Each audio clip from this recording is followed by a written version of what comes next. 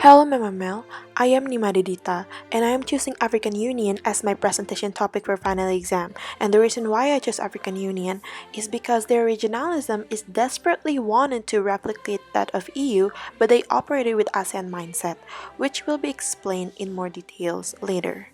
So Africa is the second largest continent in the world, home of 54 recognized nations, with population up to 1.3 billion in 2019. However, Africa is also known as the world's poorest and most underdeveloped continent, with a continental GDP only accounts for 2.4% of world's GDP.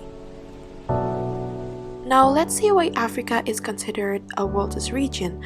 First, if we analyze Russell's definition of a region, he explained requirements that should be fulfilled to determine if a region could indeed be called a region, and Africa fulfilled all of those requirements.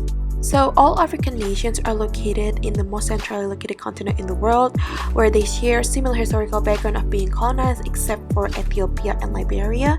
Also, they have similar physical features. With 1.3 billion population in 2019, the black race made up to 80% of populations. They also have similar societal background, with 50% of populations are Muslims, with Arabic and French as the most widely spoken languages. They also have similar economic background, where most of the countries are underdeveloped and a high reliance on agriculture, and also experiencing the similar social issues of civil wars, tensions, and widespread diseases. So all of the factors above explain why Africa is considered a part of world's region. Moving on to the regional organization. It is heavily based on the idea of Pan-African, which encourage all African descent to work together because of their common culture, and this idea indicates that regional awareness had occurred even before the organization existed, and the idea actually encouraged the establishment of regional institutions.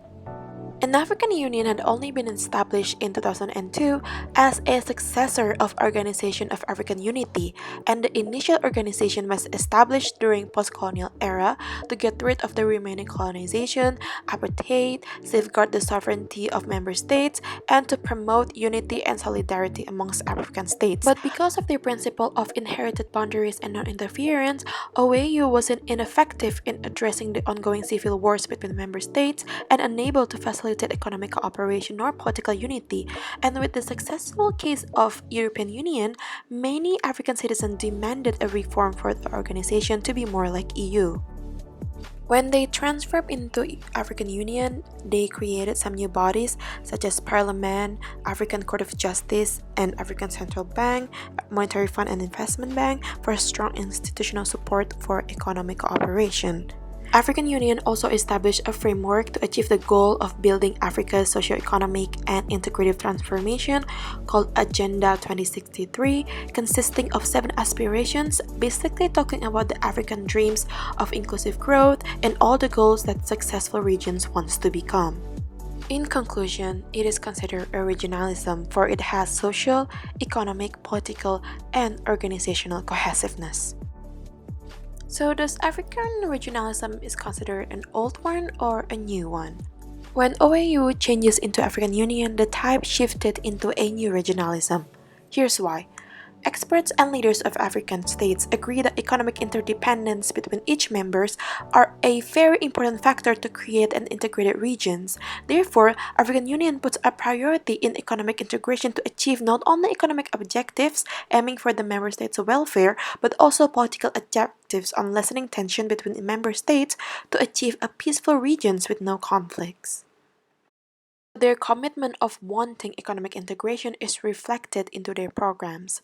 One of the programs is the African Economic Community 2025, established to create grounds to promote mutual economic developments between member states, and this includes creation of FTA, customs union, single market, central bank, and even common currency.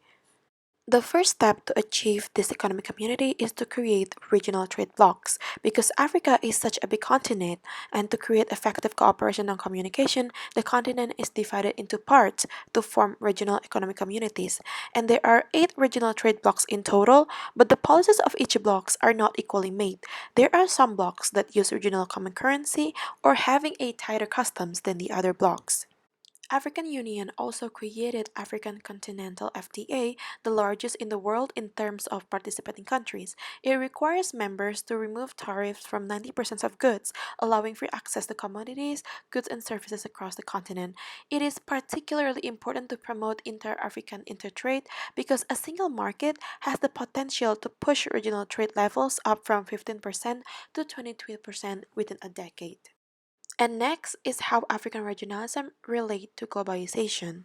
In my opinion, regionalism in Africa is replicating the global governance at the regional level, but also following the trend of regionalism in other parts of the world.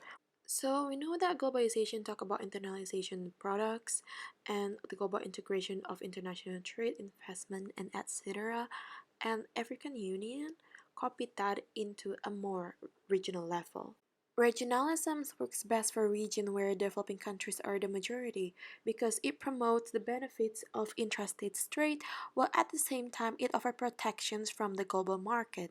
At a regional level, they can enjoy some of the benefits of globalization and test their products on a level of international trade that is still controllable without having to face the insecurity of the global market. Also, because of globalization, the development in one region definitely increased the desire for regional cooperation in another region. And in the case of African Union, their transformation is heavily influenced by the success of European Union, and AU strive to become another economic political union region in Africa. And now regarding the regionalism model. First, we cannot ignore the fact that EU is a major inspiration for African Union because they inspired them to create a more efficient structure within the organization by adding parliamentary, code of justice, and committed to involve more in disputes between member states while also promising to promote democracy and good governance. Also, their establishment of African Economic Community is a desire of wanting to become the united community like EU. However, in reality, African Union is actually leaning more towards ASEAN model because the original core is still based on intergovernmental cooperation instead of supranational integration, and we can see it based on there is no unification of tariffs and customs between each regional trade blocs, resulting in different level of economic integration. Similar with ASEAN, the member states only use the organization as a tool to reaffirm their national sovereignty and as a leverage in their role in international arena, and that is why their secretariat is just a formal institution with very little power and legitimacy upon the member states.